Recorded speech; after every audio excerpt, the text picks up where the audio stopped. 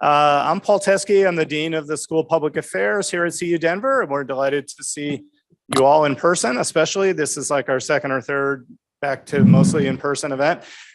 So thank you all for coming, and it's a great topic, especially this time of year, to talk about political advocacy. And we have us chatting with our legislators and folks who follow the state legislature. We have 15 days left and lots of important activities to do, but we have a great panel and want to get going. I want to first, though, thank Joan Fishburne, who's our alumni director, career services director, who helped put this together. Joan is over there. I want to thank our Gold Board. Our Gold Board stands for our graduates of the last decade. So our recent graduates who are focused on providing alumni activities, events, and other things for the School of Public Affairs, and especially Annalise Steele, who helped organize this event today. So thank you. And I'll thank our panel in advance. I think John's going to introduce them. You've seen their names up there, but my other job is to introduce John Ronquillo. Dr. Ronquillo is a faculty member at the School of Public Affairs. He has his PhD from the University of Georgia and other important degrees from Arizona State. John is an expert on organizational behavior, public management, nonprofit management, and has also dipped his toe a little bit into the political world in Colorado. And so please join me in welcoming our moderator for today, Dr. John Ronquillo.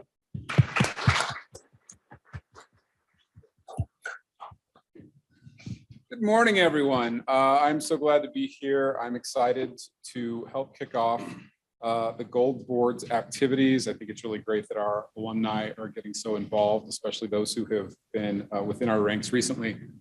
Super thrilled to be here with our distinguished panelists today. And I'm actually so we have Jesse Paul, Representative Colin Larson, Jenn, Penn, and Josh Rael. I'm going to go ahead and ask each of them to take just a couple of minutes to introduce yourself and tell us briefly about how you personally uniquely influence politics. And I'm going to go ahead and start with Jesse on the end, and we'll work our way back.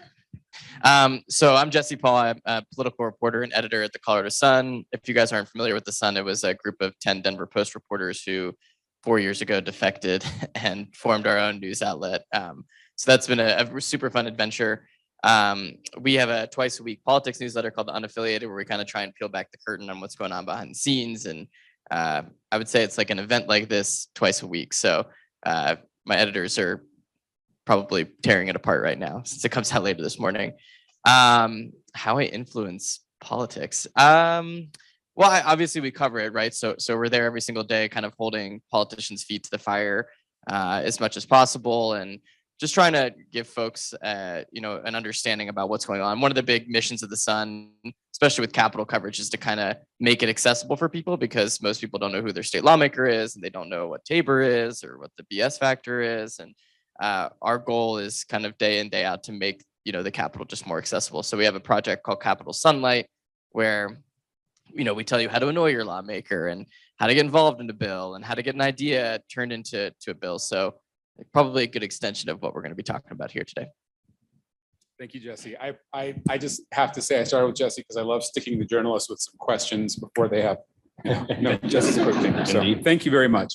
Representative Larson. Yeah, and thank you. My name is Colin Larson. I am a state representative down in House District 22, which is Kim Carroll, Columbine, Dakota Ridge areas.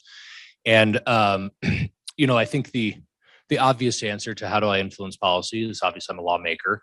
I came from a small business background before this. I owned a coffee shop down in my district, and which is actually a very community forward business, and got to meet a lot of folks in a non-political context and kind of hear what they were concerned about, try to bring that information and that insight down to the Capitol whenever possible. I do want to just circle back on Jesse a little bit, because I think he was being a little humble. The Colorado Sun really has been a tremendous asset in Colorado over the last 3 or 4 years since you guys have been in operation. There was a huge chasm, hole left kind of because of some of the activities going on at the Denver Post, some of the vulture capital activity that was really hollowing out their investigative reporting. And the Colorado Sun has stepped into that space. And, as I'm sure Jesse will probably talk about later, I probably get on his case about a story as often as I praise it. But I think that means they're probably doing a good job because they do really generally stick to a very in-depth, background-oriented coverage of what happens in the Capitol. Because politics is, it has a bad name for a reason. There's a lot of folks that get into this that love to portray an image of what they are, what they're fighting for, and are totally the opposite. It makes it hard to do the job well because you'll take flack from folks who want to purposely mischaracterize a lot of the policy that you're working on. And it's work like the Colorado Sun that in its own little way, not perfectly, but in its little way pushes back against that. So with that, I'll kick it down and we'll keep going down the line. Hey, everybody. Jenn Penn, I am a contract lobbyist. We can talk more about what that is. I've also been an in-house lobbyist who worked for a company, and I've also been a staff person for the Colorado General Assembly. So I've been in Colorado politics basically since I was a student at a different university. I don't want to get boots, I won't say. Colorado University, though, I will say that. So as a lobbyist, I will say that lobbyist gets a bad rap, if you will. It's really kind of targeted communications. And I do believe that lobbyists play a pretty vital role to the Colorado legislative process.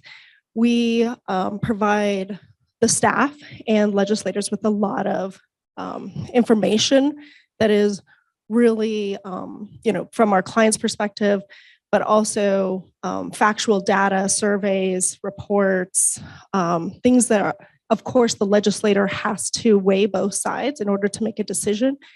But that kind of information and research that the legislators and the legislative staff, because it is a citizens legislature, may not have time to go out and research themselves. So there's that way to influence. I'm sure we'll get into a lot of other ways to influence. Of course, I'm there every day as well. And so getting my clients to engage in the process, keeping them informed, and encouraging them to participate in the process is a big part of how I influence the process as well. Good morning, everyone. My name is Josh Rael. I'm the executive director of Alliance. And Alliance is a community of providers. We now have community-centered boards and advocates and trade or associations that work together to improve supports and services to people with intellectual and developmental disabilities. It's always a long intro. But what we do is most of the work that we do is advocacy on behalf of the IDD providers to make sure that we increase really good services for people with IDD or intellectual developmental disabilities. My background started as a staffer at the General Assembly when I was in law school. Then I moved into the lobby for about 8 years and was a contract lobbyist for a bunch of different clients. And then I went in-house as the executive director of Alliance while I was finishing up my degree here at SPA. So I'm an alumni. So how we advocate, we're really known. Of course, we have a contract lobbyist at the Capitol, but Alliance is really known nationally for our grassroots work. We have a really great membership of all 20 community center boards plus over 80 providers in every county in the state that engages locally with their elected officials from the local all the way to the national level. And so we do a lot of work in DC as well, advocating for people with disabilities. A unique piece of our work is that 90%-ish of our members' funding comes from Medicaid, state and local. And so a lot of the work we do is related to the budget, both at the federal and state level. Great. Thank you all so much. I appreciate those answers. And given that we're talking about advocacy, I think some of you hit on some elements that are really important, given that there's a lot of noise in the political sphere right now. There's a lot of division. And I think the four of you represent some unique areas where we're really trying to have some traction and actually get things done. I want to move in and lean into that a little bit because Jen, you mentioned your work as a lobbyist, and I myself am a former lobbyist, so I know the stigma that can be attached to that. And so I sometimes like to really emphasize the advocacy component because there are people who do depend on the work that you all perform to get things done, to influence and impact the policy process. I want to start with Representative Larson on this point. How does the public influence you? Being at the Capitol, you're there all the time. When I was a lobbyist, I was in Arizona, and they actually had security and there were desks. So we had to make appointments, and sometimes we were stonewalled, whereas here it's pretty open access. You can do walk and talks. I mean, there's a number that I have walked backwards while talking to try and introduce myself and whatnot. People want access to you because they want to influence your opinion. I guess my question to you is how does the public influence you? And what do you consider in terms of your decision-making once people have reached you? Absolutely. And this is a great question. And honestly, there are 65 members of the Colorado State House. There are probably 65 different answers to this. I will tell you how I go about my business. And I will tell you that I don't know that there are many other lawmakers that approach it exactly as I do. But for me, when I was elected, and I always try to remember that my job title is representative. So I'm not down there representing my opinion. I'm down there representing the 80,000 people that live in my district. Obviously, there's a vast diversity of opinion there, so it's kind of tough trying to get your finger on the pulse there. But I always try to remember that in every day. So for me, when somebody wants to get access, obviously email, cell phone, I put my cell phone out on all of my literature, both my official literature and my campaign literature. It's on my business card. I encourage people to give me a call, which they do quite often, or shoot me an email. We'll get, as a legislator on a given day, if there's a contentious bill, and this is no exaggeration, over 100 emails per day. But to be honest with you, it's not that effective when you get these volume, because you'll get groups that will send you duplicate emails. They'll put a different name on the email, but it's literally the exact same text. And you'll get 100 emails, and none of them, or maybe 2 or 3, are actual constituents. I don't know why they think this is effective, because if I get an email and I read it and it's the exact same language like twice over, I just instruct my aide. I say, look, open these emails. If it indicates that they're from Littleton, Colorado, save it. Other than that, just throw it in the trash. I don't need to see it. Some people think it's effective. Maybe it's just a good way for them to raise money, and they can say, oh, well, we contacted 100 lawmakers and advocated for you. But that's my thing is talk to the people that represent you, because at the end of the day, they're accountable to you. Reach out in a personalized way. Let them know, write them an email that indicates it's an actual person that wrote it, not some robotic policy like white page. And you'll get a call back. There's a great example. We just passed a ophthalmology sunset bill, which sounds super boring, but is actually really consequential. It reviews, in Colorado, we review every licensed occupation every 5 years through what's called a sunset process. This year, the ophthalmologists were up, and we had what we call a scope of practice expansion, which are some of my least favorite bills, because it calls upon vastly unqualified people like me who own a coffee shop to determine what surgical procedures an ophthalmologist should be able to do versus an ophthalmologist. And the irony is, me as a coffee shop owner, probably more informed than most of my colleagues, because I actually bothered to read about it. But it's still terrifying that I'm weighing in. But a difficult issue. And, got intense lobbying from both sides. And again, Jenn was exactly right. You get great information. The problem is it's coming from 2 different sources, and they're both saying kind of contrary things.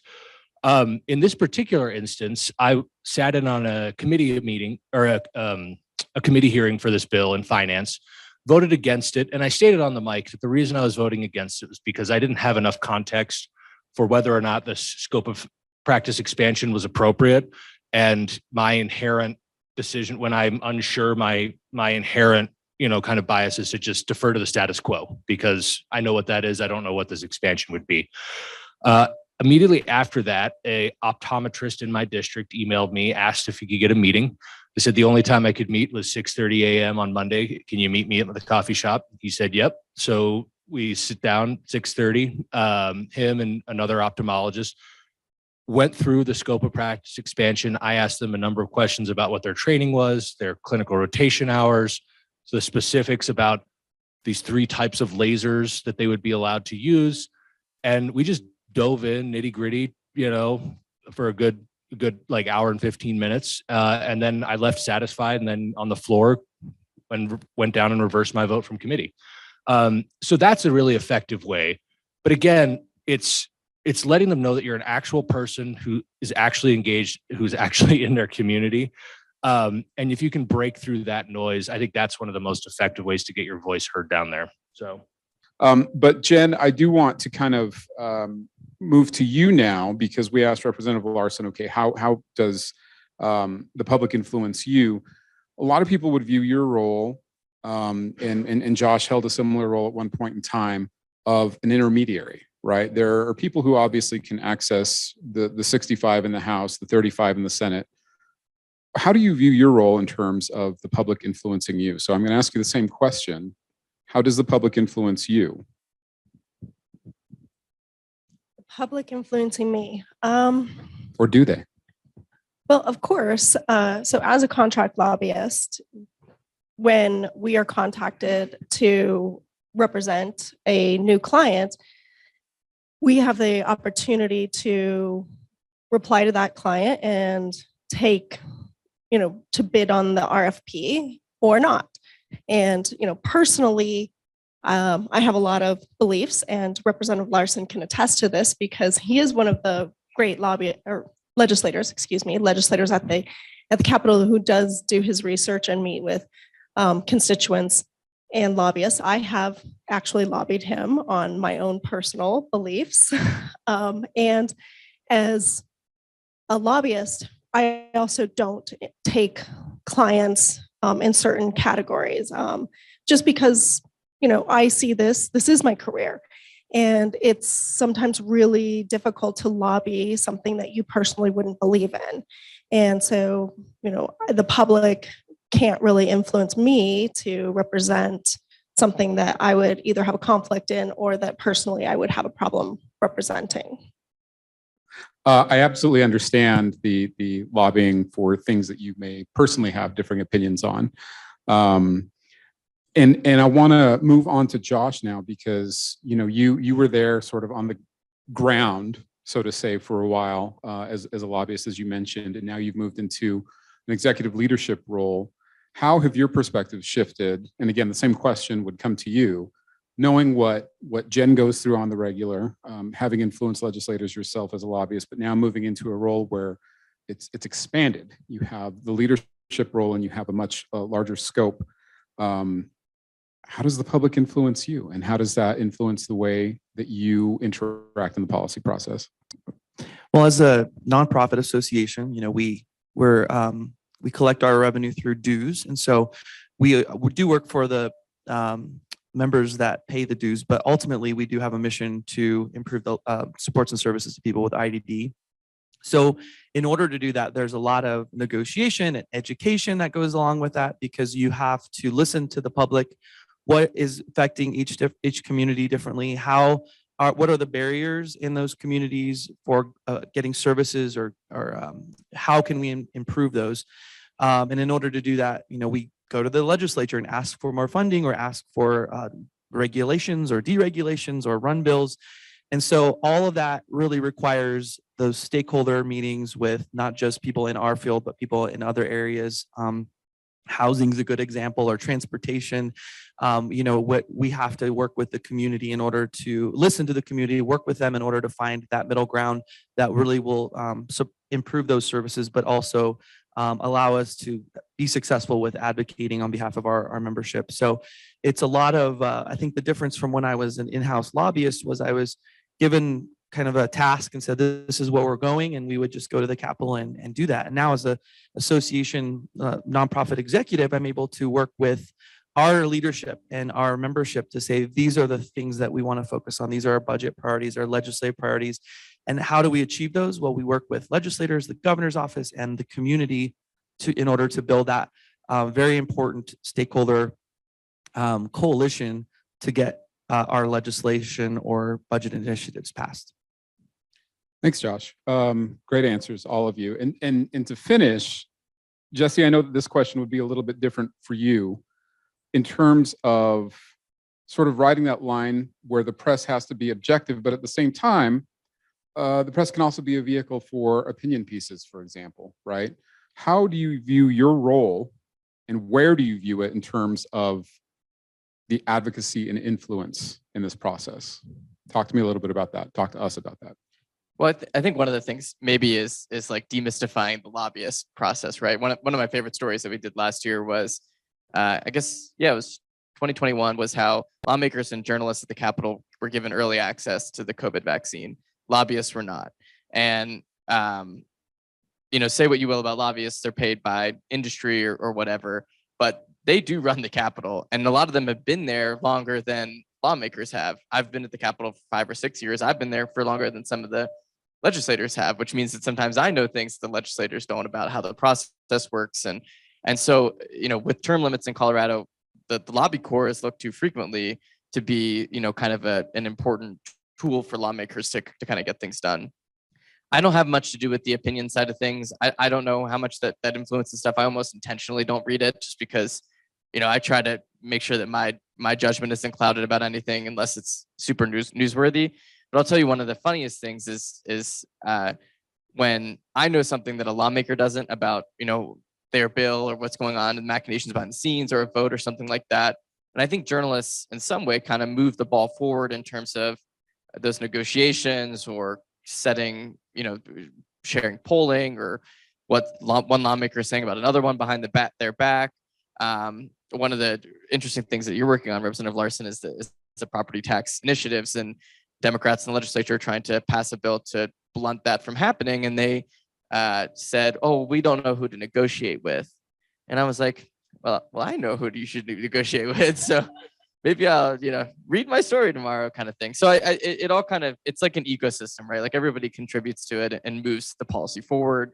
I'm not advocating for anything in particular, but sometimes just giving that information to someone, to a lawmaker, to a lobbyist or whatever kind of, allows the conversation to move forward.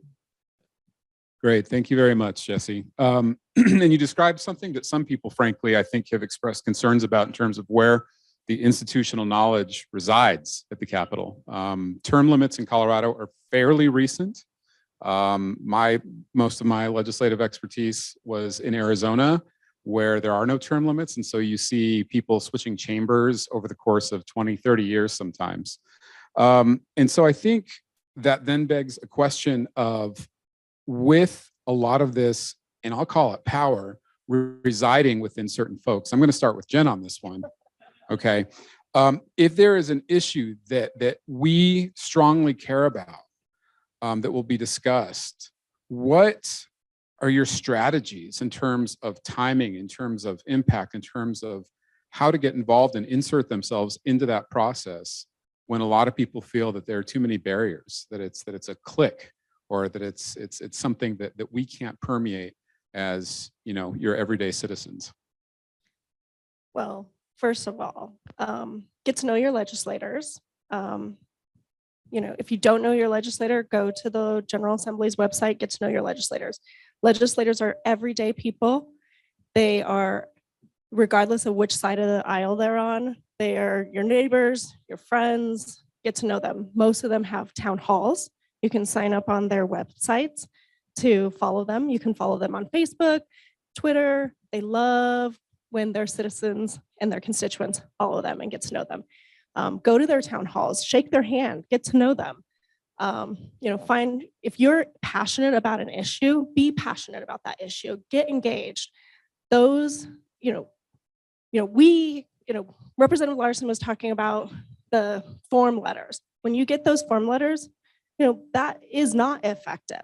But when you are passionate about an issue and you are engaged in an issue, that comes through, whether you're testifying at the legislature or contacting your legislator, whether you're at a town hall and reaching out to them.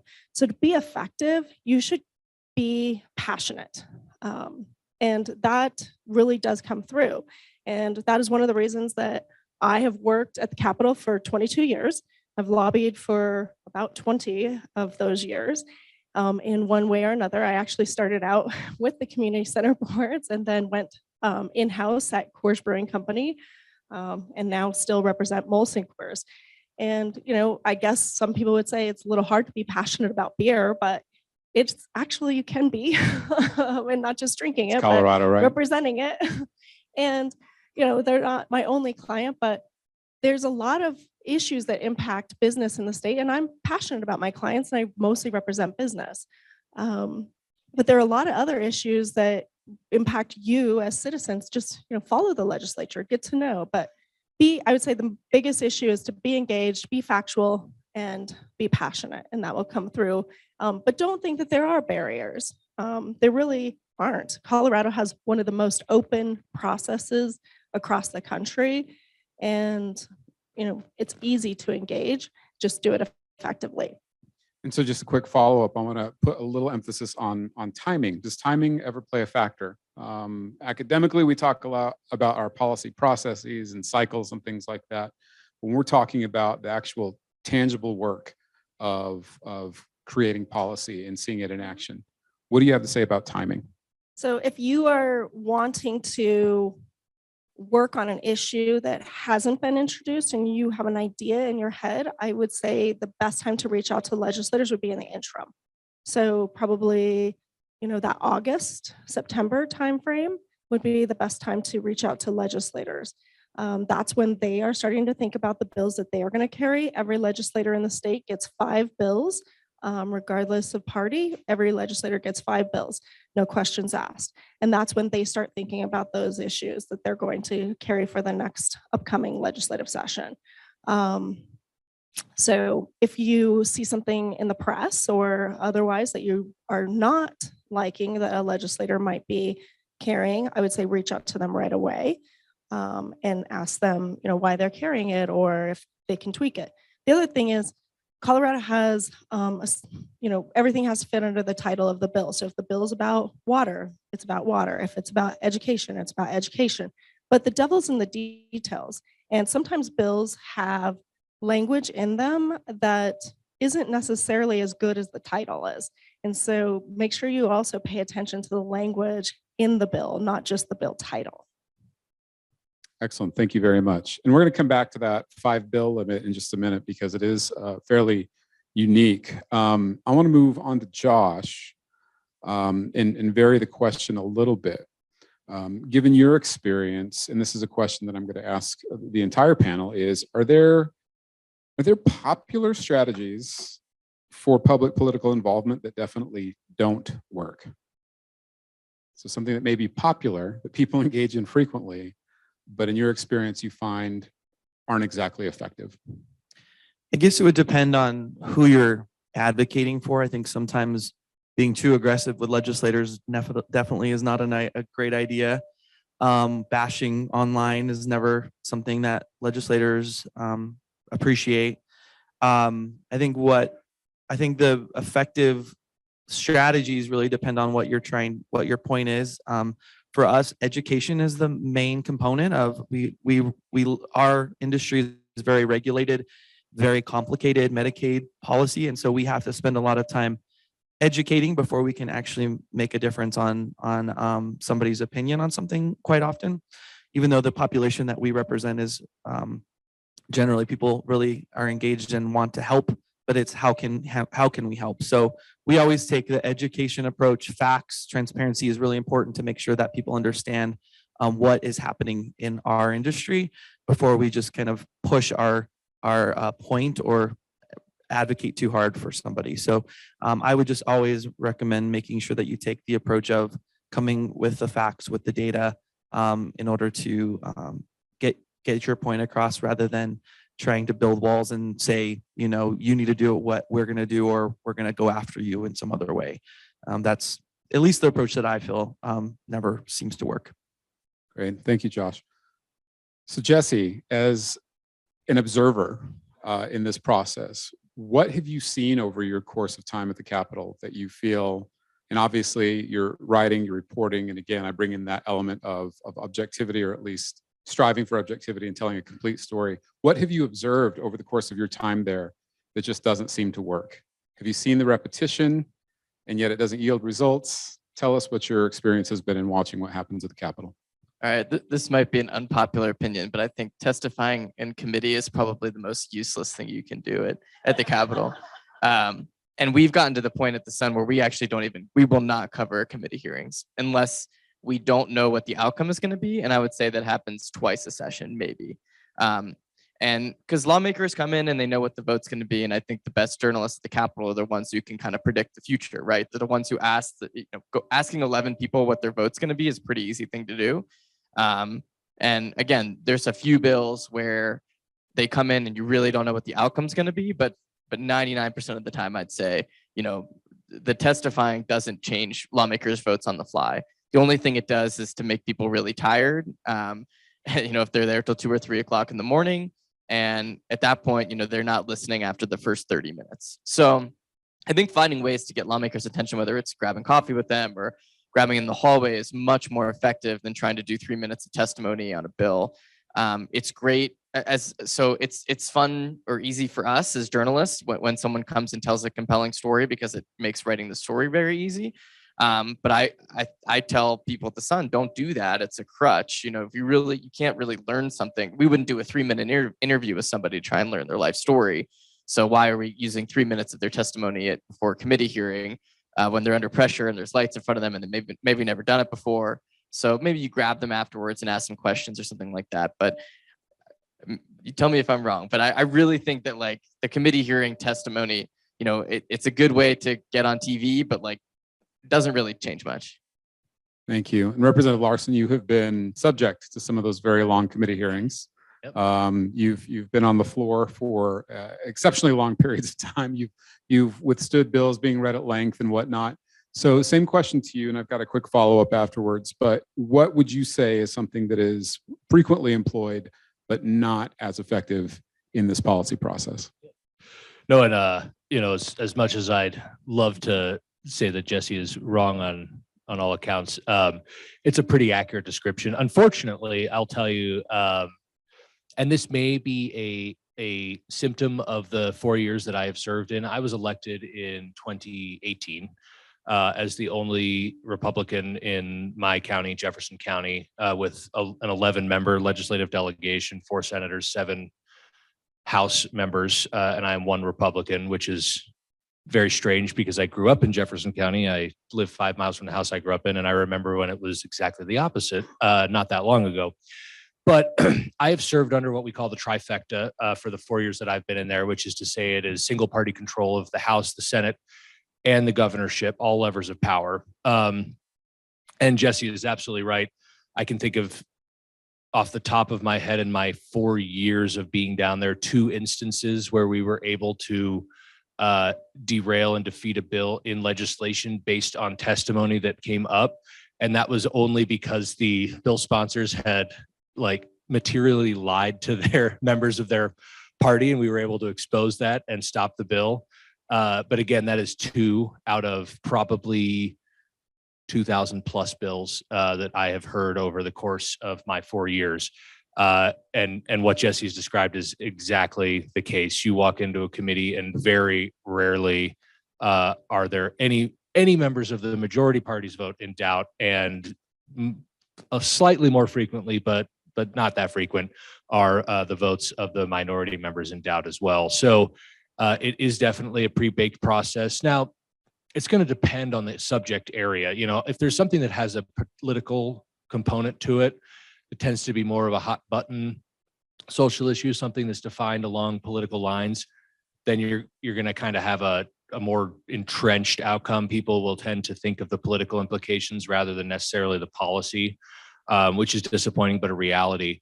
However, and I would say Josh's organization is a great example of this. There are lots of issues that are not inherently political.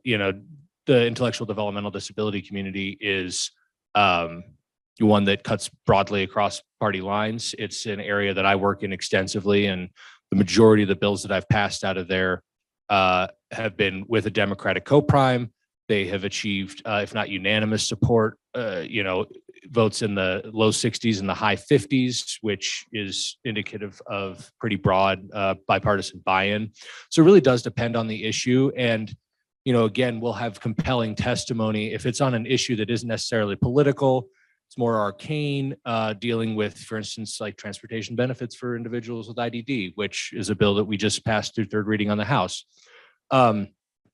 Pulling in a community member who can testify to what their life is like is really powerful, because most people don't necessarily know or interact with an adult with an intellectual or developmental disability on a day-to-day basis. It's just a fact of life.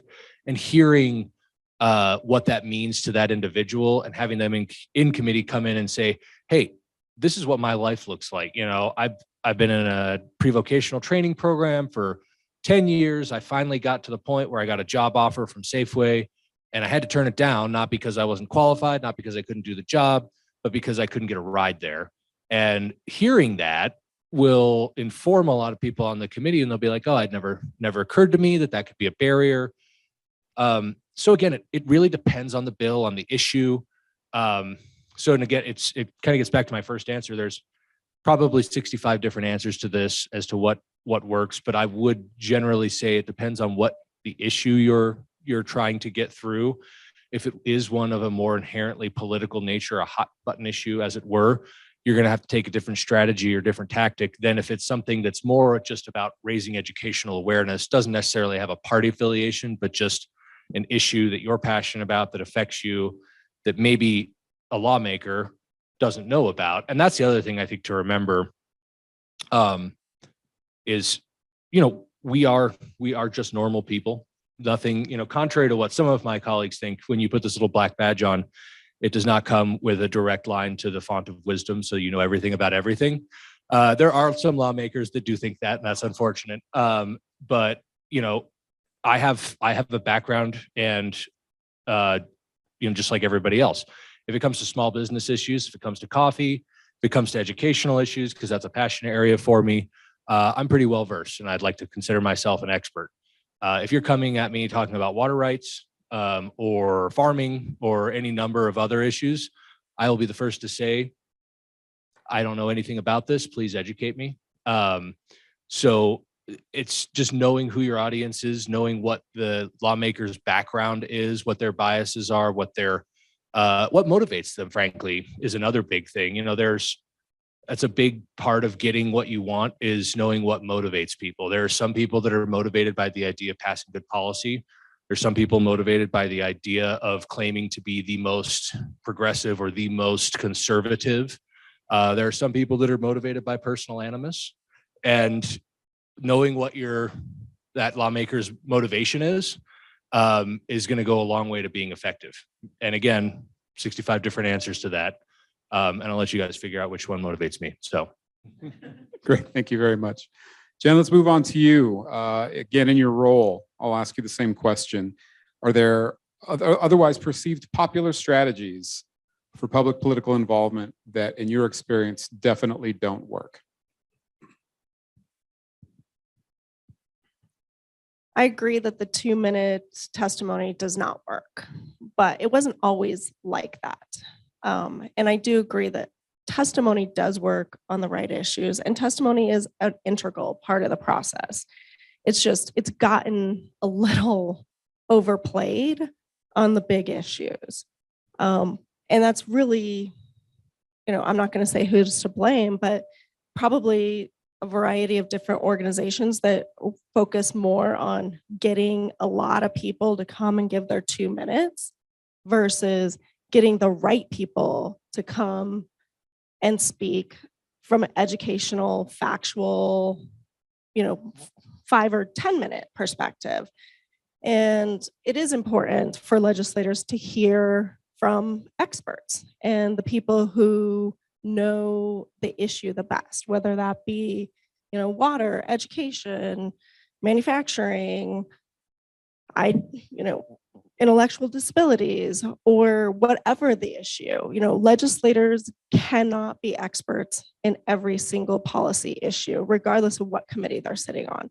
They do have to hear from people. I would say the 2-minute testimony doesn't work. The form letters don't work.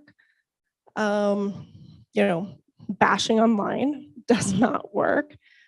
So of course, all of those don't work. But I also want to make sure that you guys don't leave being dissuaded and participating in the public process, because it's important to engage in the process. And I think, thank you, by the way, all of you, for these responses. I think given the profusion of information, those 2-minute testimonies, and obviously some of us may not know that you can also register an opinion online, for example, in terms of whether you are for a bill, against a bill, neutral. And in lieu of actually going down to the Capitol and appearing before a committee, you can also send in written testimony, right? And I think it's a tough line to ride in terms of. I don't know if it's effective. Well, and that's the thing is we're all talking about how your voice can be heard, how you can advocate. And I think that asking questions like this, where you're giving us real answers about the efficacy of certain tools, whether they work or not. And so this is important, especially as we're coming, I cross my fingers when I say this, out of a pandemic. I mean, someday it might end, but where we've changed the way that we work, we've changed the way that we communicate, even at the Capitol, like most of other facets of life, were put on Zoom. People could testify on Zoom. Members could appear on the floor on Zoom. We are witnessing, some interesting pivoting around the way that we not only work in general, but clearly there's been some implications on the policy process here too. Yeah, I think, people probably spend more time writing their testimony and submitting it, their written testimony, than members actually spend reading it. That would be a question for Representative Larson. But I dissuade my clients from submitting written testimony because I don't know if legislators actually write it. I would rather them spend their time, sending me their written testimony, and then I will hand it out to the committee. But if you don't have somebody that would do that for you, I would say I wouldn't waste your time writing written testimony because there's no evidence that the members of the committee will actually read it. Legislators participating via Zoom. I have my personal opinions about that. I don't know that that's the most effective. And I do think that the remote testimony has been beneficial because we've been able to get more people to participate in the legislative process from other areas of the state. But legislators, personally, I believe they've been elected to serve, and that requires them to be in the chamber. Can I just say real fast Yes. that most of the lawmakers participating by Zoom these days are running for Congress. So they're making, fundraising calls, and sometimes it's like, hey, we need you to vote, let's senatorial 5s. Can you show up? So it is pretty unfortunate. There's a lot of sour grapes about that among lawmakers, I think. Gotcha. Thank you, Jesse. That's an interesting thing that I think would make for another good panel. I want to make good on our time. I do have another question, and I want to start with Representative Larson on this one. Jenn mentioned earlier, you get 5 bills a year, and this is per legislator. That doesn't mean that you can't attach your name to other bills. Obviously, there are a lot of urgent and sometimes competing interests that come through on these bills. Some of them never see the light of day. Those who are in leadership may not assign them to committee. They may assign them to a committee, otherwise known as a kill committee, and they don't move on in the process. How do you choose the issues that you want? I mean, you alluded to what you feel you have your knowledge in and where you would maybe deflect to other expertise, but how do you personally choose the issues that you want to focus on in any given session? No, this is a great question. And again, this gets to what kind of legislators people want to be. In Colorado, it's called the Gavel Amendment. I believe it was added in the late 80s, early 90s when, and actually it's interesting, Colorado legislators in terms of the individual legislator, we are probably some of the most powerful legislative lawmakers on an individual basis at any state in the entire nation. In most states, and indeed in Washington, D.C., unless you're a committee chair, you essentially have no power. You can be a member for 8-10 years, introduce all these bills. They'll never get a committee hearing because a committee chairman can decide whether or not they want to hear a bill. In Colorado, we have a constitutional mandate that every legislator gets 5 bills. And it's an interesting process. So for me, I regularly get actually somewhere in the neighborhood of 11 to 20 bills in a given session. If you're willing to work on bipartisan issues, you can get a late bill status. And I tend to do a lot of that work. Tend to focus on a lot of, kind of, again, smaller bills, not necessarily partisan in nature, but nevertheless important to the community. I have colleagues, for instance, my first session, there was a gentleman's a little generous, but there was a guy that sat in a seat for 8 years from Weld County who passed one bill his entire 8 years. And it was a bill that allowed you to carry a beer from the Denver Coliseum across to the stock show exhibition building. And how this was relevant to his constituency up in Alt, Colorado, you would have to ask him. But nevertheless, he was down there. He drew a salary. He theoretically voted for 8 years. There are a lot of legislators that are like that. That they want to take their 5 bills and run the most red meat, rip roaring, and or blue meat, whatever you want to call that. They just want to go down there and stake their claim as, oh, look at this incredibly progressive agenda I pushed, or look at this incredibly conservative agenda that I pushed, and go out and thump their chests and not actually get anything done. I personally view that as a complete and utter waste of time. And as a Republican, I find it distasteful waste of tax dollars. There are a lot more effective ways to make $41,000 a year, which is what our salary is.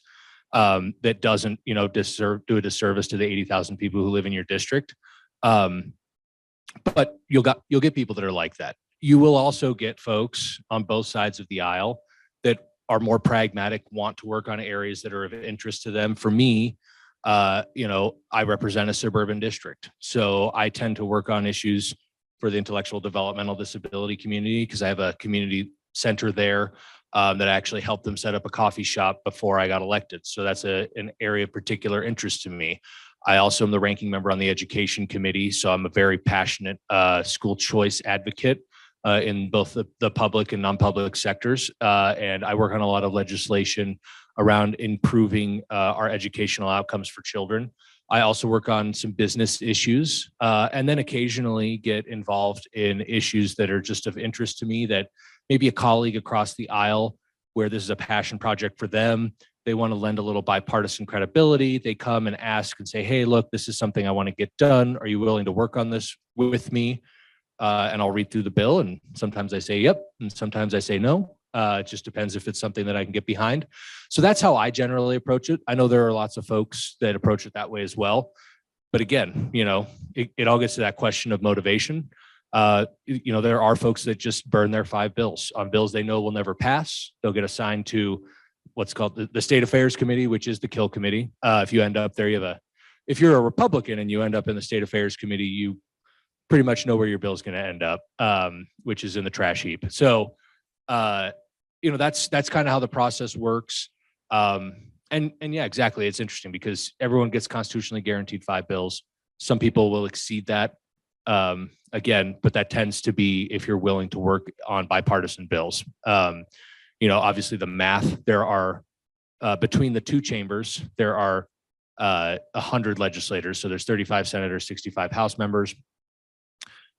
We introduce far more than 500 bills in a given year. So you do the math, obviously that means we're green lighting a significant number beyond that. So there are ways to get additional bills, and it's just a matter of whether you want to actually do the work and if you're willing to generally compromise and work with somebody else on it. That's how you get around that 5 bill limit. Great, thank you so much. So last question that I'm going to pose, and then I want to save the last few minutes for audience questions. And I know our time is limited, but as much as you can encapsulate it to a short answer, I am curious to know what your go-to sources are for information. I think sometimes we have engaged in a lot of discussions about the veracity of information that's out there. Jesse, I'm going to start with you as somebody who is involved in providing information. I am a fan of the Sun. I do think that they're a great source for information, but where someone was starting from square one saying, where do I go to get the best information? What would you tell them? Well, I guess I'll say, like as a reporter, I go to the source, right? So I've got 15 lawmakers who I talk to probably every day and I text with, and then I'm on the phone in the way in here with a lobbyist and political operatives. So to me, it's finding people in the legislature that I can trust who will tell me, I think, what's going on objectively, whether they're Democrat or Republican, relying on them to help me kind of understand what's going on behind the scenes. And I do so much background and off the record conversationing because it's just the only way that you can kind of understand what's going on. You know, I 90% of reporting I do doesn't end up in the story because I just want to make sure I'm getting it right. And I'll ask, am I framing this correctly, whatever. In terms of sources that I rely on, as a news consumer, I think Colorado Public Radio is doing a great job. They've got some really talented journalists. I still, as a former Denver Post person, get the Denver Post every day in the print edition, but only because I still have the employee discount. They don't realize it. But honestly, as much as I love the Post and the institution, I read the front page and then that's it, just to see what they had and we didn't. Business issues, I read Ed Sealover at the Denver Business Journal, and then national issues, New York Times. Really love the Wall Street Journal's work recently.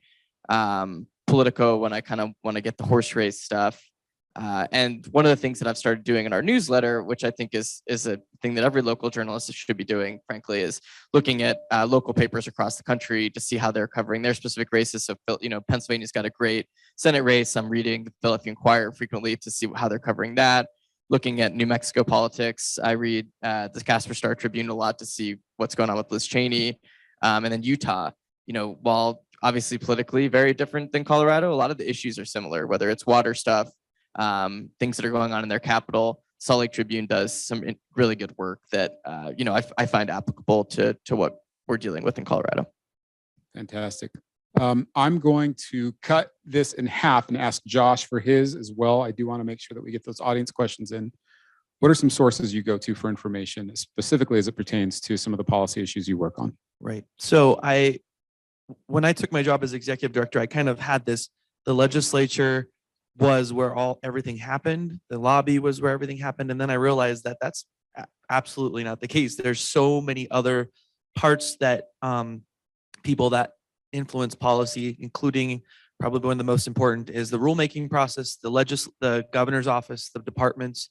And so much work that we do now is with those experts. And those are a lot of the experts that we rely on now for all our policy work. So we do tune in a lot to what is happening at the department levels. Also, as an association, I would suggest looking at other associations. Almost every industry, almost every issue has some association or advocacy group that is monitoring every aspect of that issue. So that's always a good place to look as well. And most of them, including us, has a lot of free information, bill trackers, public newsletters, things like that, where you can tune in and really get a pulse on that particular issue. So for me, it would be the state, the legislator, of course, you've heard from them and the media, but don't forget about those state departments as well as other associations.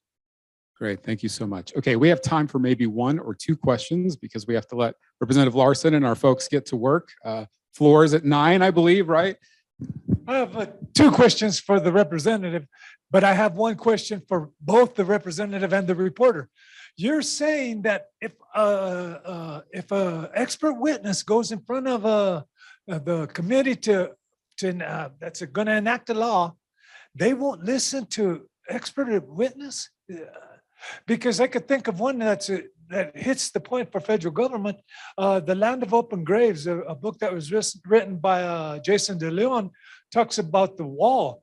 And the wall that was it's similar to the Iron Curtain, except for it's going to be metal.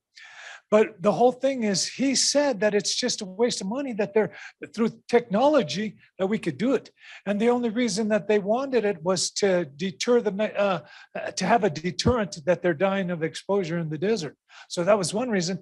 And the other question, so that's the question. It's not, you're saying they're going to vote their party no matter what. So see, that's how come a two-government system doesn't work. We need a third party. Now, the other question was, I had about 15 years ago, I had my cataracts removed. This was recent legislation that you brought up. Okay, now it cost me $2,000 per eye. Now, the guy, this was at St. Anthony's North. And so when I went in there, he measured my eye with the computer. And I said, well, that's all it takes. And he says, yes. And the operation was the same. You just, you do the computer, it tells you what to cut. So all you have to do in order to, I mean, that's it. So thank you for Jump those. in. We have just a couple of minutes left. So whatever you can answer, and if there's a way that you two can connect after, I would encourage that too. Absolutely. So on the first point, yes, unfortunately, like I said, I'd love to tell you that this is all Mr. Smith goes to Washington and they're, high-minded people, but go sit on a committee and just witness it because the cake's baked, unfortunately.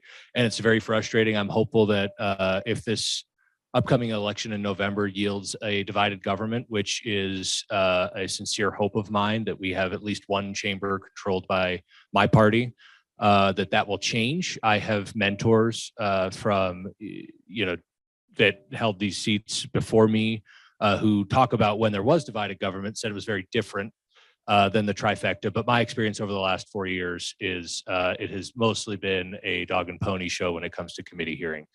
Secondarily, for the ophthalmologist, the issue around scope of practice, again, we are not experts, and it is important to, I feel like there's been a trend in indeed American culture in general to denigrate expertise. And I find that a troubling trend in most categories. I find it a incredibly dangerous trend in medicine. And the issue here, and indeed we talk about this too, is we have, there are indeed procedures that are often pretty routine and standard, but the issue that you want to make sure for a doctor is, they'll even tell you that, you'll have a given procedure and 95% of the cases are going to be routine. They're going to be very standard. There's not going to be any complicating factors. It's for those 5% when something goes wrong, when you need that 10,000 hours of clinical experience, when you're saying, oh, they're having an adverse reaction that, maybe a layman or a tech may not understand what's going on, but somebody who's had that clinical training would say, oh, this may be this complicating factor that they've only figured out because they had all of that training. And when you're dealing with somebody's eye or medicine, having that person in the room versus having them in a referral away can be the difference between losing an eye, losing your life. So those are the kinds of things that I try to weigh when I'm doing scope of practice. And indeed, again, because the ease with which some of my colleagues will weigh in on these issues, which they are totally unqualified for, troubles me because it does keep me up at night when I think, oh gosh, I'm going to vote for this law. And what if people start, what if there's an epidemic of, people losing eyes or these complicating factors? I don't think that's going to be the case, but I try to weigh that carefully because, again, I'm making a decision on something that I really don't have the expertise for. I frankly wish that we had a panel of, experts, doctors, that sort of thing that dealt with scope of practice and that was taken out of the hands of the legislature. That's not the system we have, unfortunately, so I do have to weigh in on them, but that's my preference. Thank you so much. And folks, I am going to respect our time. We do have to let people get on to work, but I do hope that for those who are able to stay, you will engage, grab a breakfast burrito, grab some coffee. But a huge thanks to our panelists, Jesse Paul, Colin Larson, Jenn Penn, and Josh Rael. Please give them a hand, and thank you so much for coming this morning.